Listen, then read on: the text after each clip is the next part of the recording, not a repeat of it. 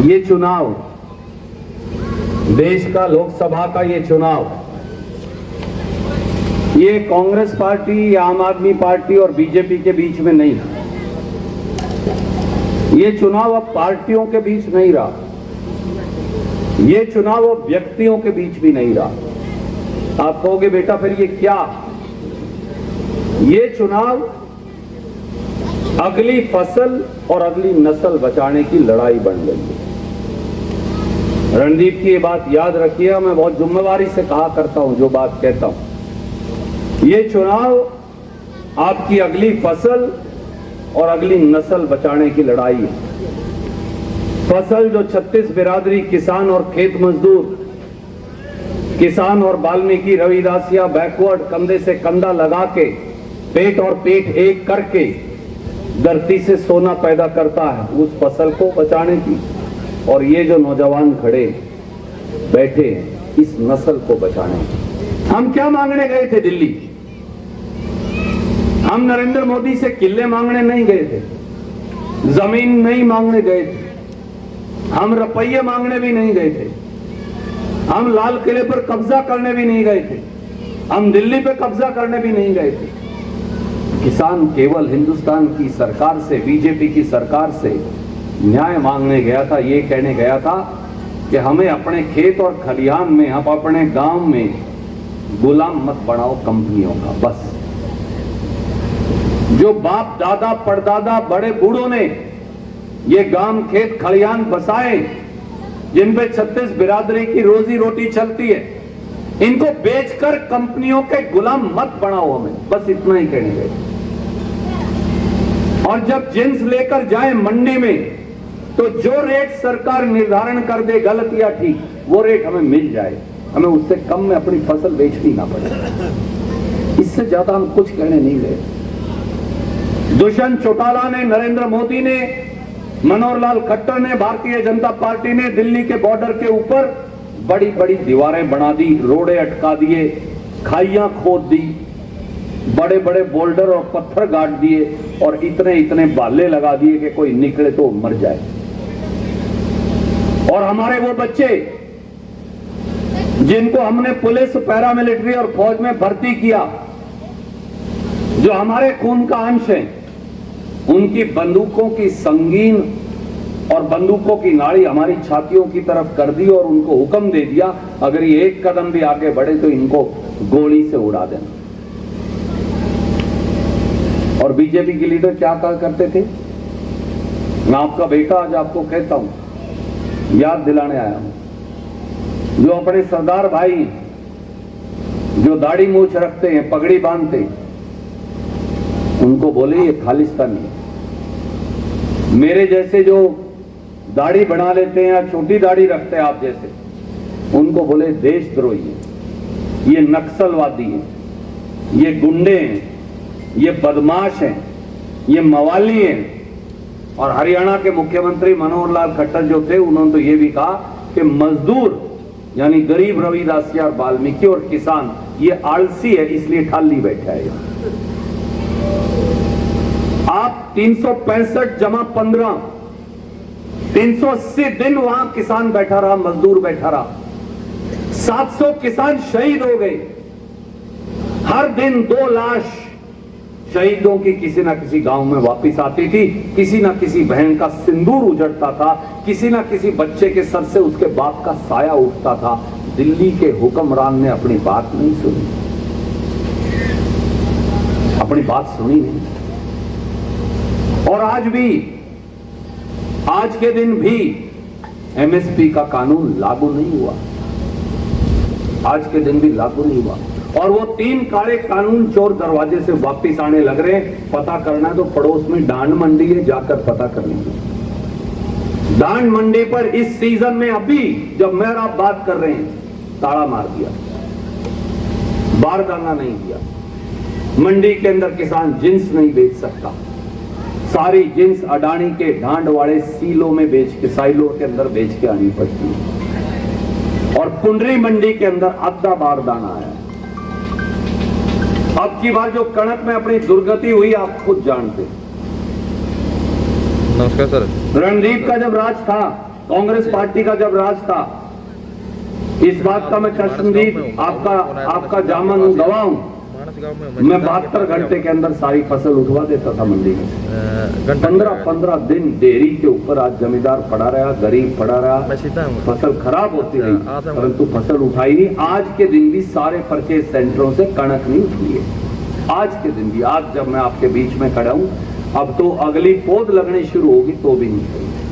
और आज जब आप प्योद लेने जाते हो, 7,501 की प्योद के 3 किलो मिलती है 2 दिन खड़े होके। हमारी माता, हमारी बहन, हमारे बूढ़े गर्मी में 42, 43, 44, 45 डिग्री के अंदर खड़े हैं, पढ़ने लिए सर पे ऐसे बांधे, और उसके बाद एक आधार कार्ड दिखा के 3 किलो प्योद देने लग रहे, बीज देने लग रहे हैं। वो भी नहीं, वो भी पंडित जी जो है उसके में कितनी प्योद लगेगी? 1 किले की प्योद लगनी है उसके बीज में, 3 किले बीज में। मैं वही कह रहा हूं, हाँ 3600 रुपए ब्लैक के दे दो, अभी मिल जाएगी, फिर घर दे जाएगी, 3600 रुपए ब्लैक के दे दो। इसलिए ये अगली फसल को बचाने की लड़ाई है।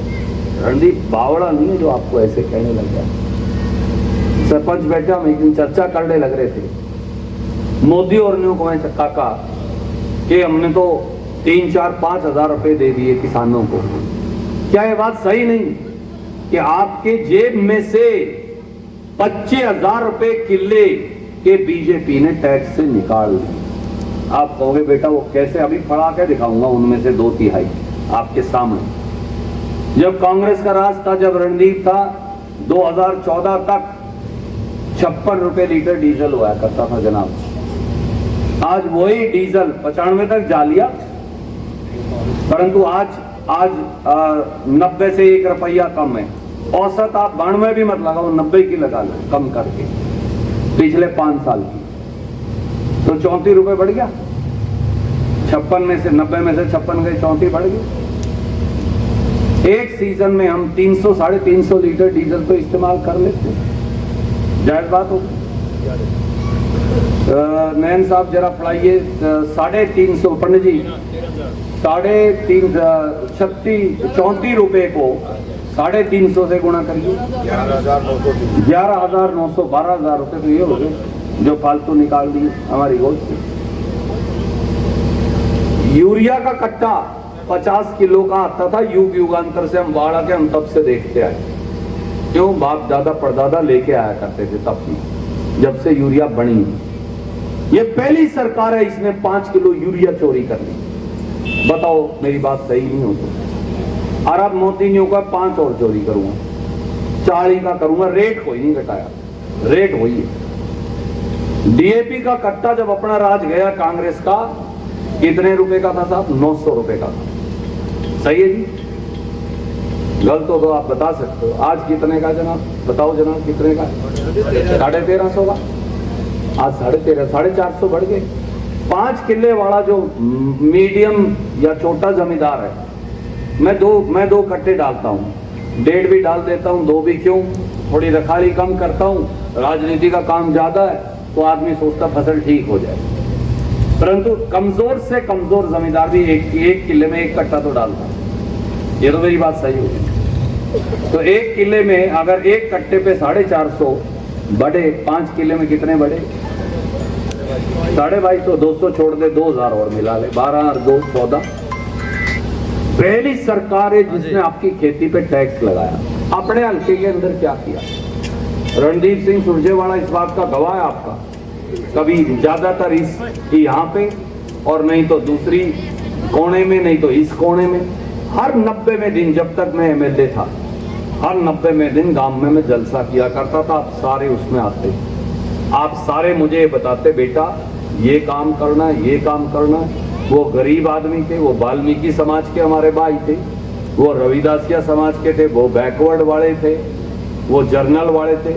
कुंवर मांझी अपना कितना झगड़ा हुआ करता, ये नहीं दिया तो ये दे, इतने पैसे दे। 1.5 करोड़ रुपये से कम कभी आपने, मैं 90 दिन में जब आया करता था, से कम की ग्रांट कभी दे के गया हूं। तो जो आप चोर की सजा कहोगे वो रणदीप की सजा।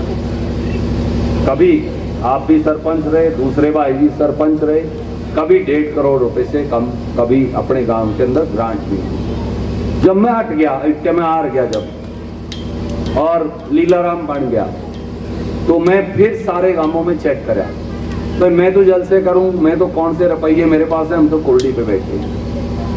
परंतु भाई चलो, जो एमएलए उसकी तो ड्यूटी होगी, 3 महीने में नहीं आता होगा, 90 दिन में 4 में आ जाता होगा, 5 में आंदा होगा।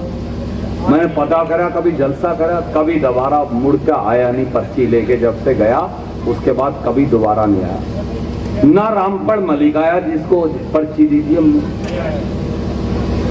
जे उसको इतनी पर्ची नहीं देंगे मैं ही नहीं जीत जाता, माफ करना। हाँ, वो तो मेरा इलाज बांधने के लिए, वो तो मेरा इलाज बांधने के लिए खड़ा करा था बीजेपी ने, रणदीप का इलाज बन जाएगा। सच्ची खरी बात है, कैसे खरी को सर सुखी रहो है जी। तो इसलिए उन्होंने कर दिया था, कोई बात नहीं, अगला भाई भी है, उसका भी अख्तियार है, हमें क्या एतराज है, वो तो लोगों ने फैसला करना। लीलाराम का बाग में था, वो बन गया। परंतु मैं ये कह रहा हूं, दोबारा मुड़ के नहीं आए। अपना जो एमपी है, 2 बार बीजेपी के एमपी बन लिए, पहले राजकुमार बना, फिर नायब सिंह बना, और वो मुख्यमंत्री भी बन गया। जिनका बंदा मुख्यमंत्री बन जाए उनके तो बटोरे भी रुपयों के हो जाते हैं। यहाँ चबन्नी नहीं दे के गए आपको, ना कभी दोबारा मुड़ के आया पर्ची लेने के बाद, कभी मुड़ के आया हो तो बताइए। तो ये मुख्यमंत्री से ऊपर और के पैडी लगाएंगे हम इनके बीजेपी वालों। सब 10 साल से इनका राज है।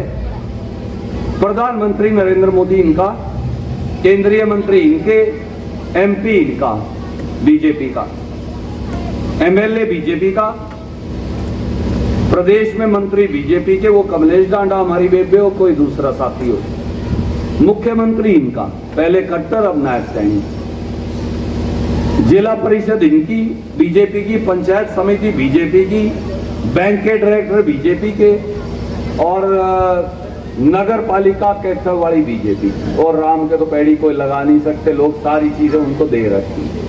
परंतु 10 साल के बाद कैथल हल्के में, चलो कैथल से बांस आती है उन्हें रणदीप की वजह से, आपकी वजह से, किसी और हल्के में, कलायत में, पुंडरी में, गुला चीका में कोई एक काम कराओ, 10 साल में एक काम कोई कराओ। रणदीप की तो आपको हर ईंट उठा के देखोगे, रणदीप की बनाई हुई अपने हल्के में मिलेगी आपको, परंतु एक काम उन्होंने कोई कराओ। 4 एमएलए उनके थे, एक उनका भाज गया, वो अलग बात है, परंतु 4 एमएलए उनके पास थे, मंत्री उनके पास थे, चेयरमैन उनके पास थे, जिला परिषद पंचायत समिति उनके पास थी, कोई उन्होंने डक्का तोड़ के दिखाया हो।